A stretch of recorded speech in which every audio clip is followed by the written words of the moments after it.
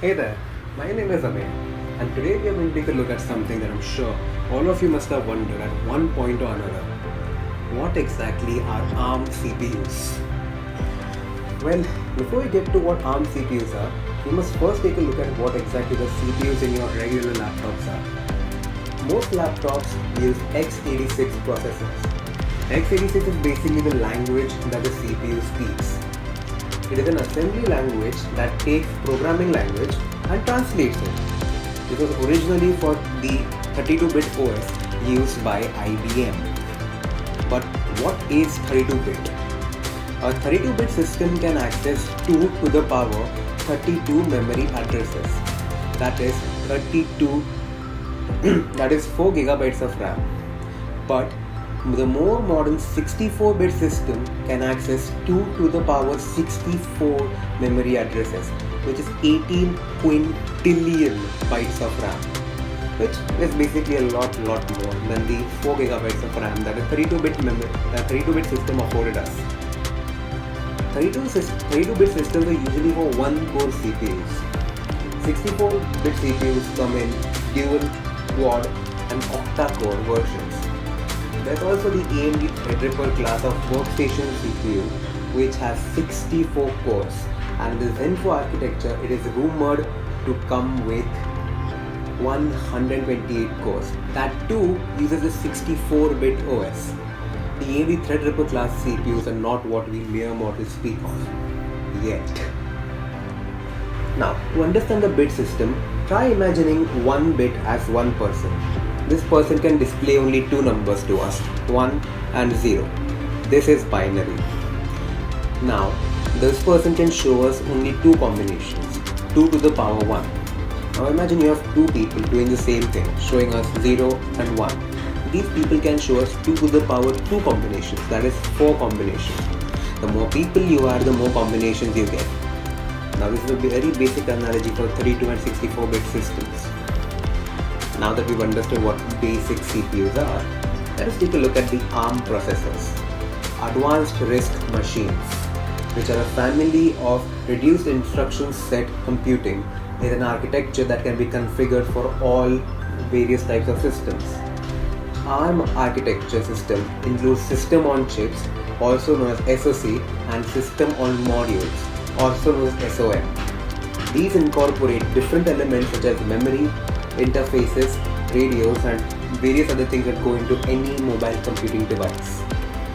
ARM cores are usually used on mobile devices like your smartphone or your tablets, and very recently the new Apple Silicon laptops as well. ARM chips are so loved for their mobile devices because they are very small, inexpensive, and they also consume very little power. ARM v8-A was announced in October 2011. This added an optional 64-bit architecture, even though most ARM v8-A CPUs only supported 64-bit architecture, named AARch64, and the associated A64 instruction set. Apple was the first to use the ARM v8-A compatible cores in a consumer product with the A7 chip in their iPhone 5s. The first from Samsung was the Exynos 5433 in the Galaxy Note 4. But before we get to the fun comparisons, it's time to begin boring time. Let's take a quick look at what an SoC is. It is essentially an integrated circuit that takes a single platform and integrates an entire electronic or computer system on a single chip. This includes a central processing unit, internal memory, input and output, a graphics unit, storage, among many other things. To begin building, a SoC must have a processor at its core, which will define its function. It can be a microcontroller, a microprocessor, a digital signal processor, or an application-specific instruction set processor. It must also have its memories in the form of RAM, ROM, EEPROM, or even a flash memory. The SoC must also possess external interfaces which will help it comply with industry-standard communication protocols such as USB, Ethernet, and HDMI. Nowadays, they also include Wi-Fi and Bluetooth connectivity. They also include a graphics processing unit to display the whole interface. They may also have voltage regulators, phase lock loop control systems and oscillators, clocks and timers, analog to digital converters which are known as ADCs, and digital to analog converters also known as DACs, among many other things depending on how expensive the device is. SoCs are preferred nowadays because they have less latency, are cheaper to manufacture, and they have much more powerful efficiency in comparison to traditional chips. Just bear with me now for a moment. We're close to the end of the boring time. ARM processors use A64, A23, A32 and T32 instruction sets. So here we run into a problem. How do we run traditional x86 applications on ARM processors? To understand this, let us look at what Apple did when it transitioned to ARM chips in its laptops. It used Rosetta 2. Rosetta 2 is a translator that translates x86 apps to run on the new Apple Silicon. It works by doing an ahead-of-time translation to the Intel code to the corresponding ARM code. It does this efficiently and easily, mainly because the M1 CPU has a special instruction that switches the memory ordering model observed by the CPU into a model equivalent to the traditional x86 chips. Basically, it's just a live translator for the chip.